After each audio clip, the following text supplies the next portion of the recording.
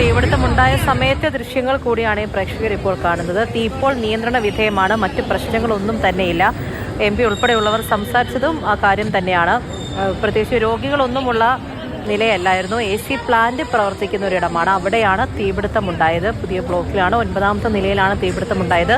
തൊട്ടു താഴെ 8ാമത്തെ നിലയിൽ ഉൾപ്പെടെ രോഗികളുണ്ടായിരുന്നു. അപ്പോൾ ഈ ഒരു അലേർട്ട് ഉണ്ടായ ഉടനെ തന്നെ, തീപിടുത്തമുണ്ടായെന്ന് അറിഞ്ഞ ഉടനെ തന്നെ രോഗികളെല്ലാം സേഫായിട്ട് മാറ്റിയിട്ടുണ്ട്. ആർക്കും ഒരു ബുദ്ധിമുട്ടും ഉണ്ടായിട്ടില്ല.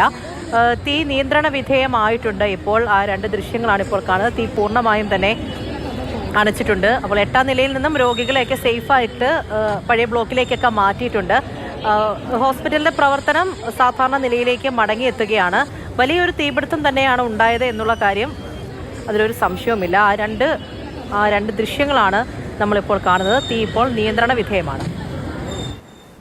അപ്പോഴും വർക്ക് എടുക്കായിരുന്നു. അപ്പോൾ പുക ആളിപ്പെട്ടിരുന്നാണ് കണ്ടത്. അപ്പോൾ മുകളിൽ നല്ല കറുത്ത കട്ടിയിൽ പുക ഇങ്ങനെ പൊങ്ങി പോകുമായിരുന്നു. അപ്പോൾ ഓടി വന്നപ്പോൾ പുക ശക്തിയിലുണ്ട്. അപ്പോൾ ഇന്ന് ഫയർഫോഴ്സ് ഒക്കെ വന്ന് പിന്നെ മുകളിൽ ആൾ കയറി വെള്ളം അടിച്ച് ഏകദേശം ശമനായി. ഇപ്പോൾ തീരെ പുക ഇല്ലാതെ. ഞാൻ വെൽഡിങ്ങിൻ്റെ വർക്ക് താഴെയായിരുന്നു. മുകളിൽ ആരെങ്കിലും ജോലിക്കാരുണ്ടായിരിക്കാം, ഞാൻ കണ്ടിട്ടില്ലേ ഉണ്ടായിരിക്കാം. ജോലിക്കാരുണ്ട്, വർക്ക് നടന്നുകൊണ്ടിരിക്കാറുണ്ട്. രോഗികളുണ്ട് ഇവിടെ. എന്തിനാണ് തീ പിടിച്ചത്? AC പ്ലാന്റ് ആയിരുന്നു. AC പ്ലാന്റ് മെഷീനൊക്കെ ഇങ്ങനെ വെച്ചുകൊണ്ടിരിക്കുകയാണ്. വർക്ക് നടന്നുകൊണ്ടിരിക്കുകയാണ് അവിടെ. എന്താ തീ പിടിച്ചത് എന്താണെന്നുള്ള അറിയില്ല. ജോലി നടന്നുകൊണ്ടിരിക്കുമ്പോഴാണ്. അല്ല, ഞാൻ മോൾ കയറിയിട്ടില്ല. എന്ന് വർക്ക് എടുക്കുന്നുണ്ടോന്നും അറിയില്ല. അവിടെ വർക്ക് നടന്നുകൊണ്ടിരിക്കുന്നുണ്ടായിരുന്നു. വർക്ക് ഉണ്ടായിരുന്നു.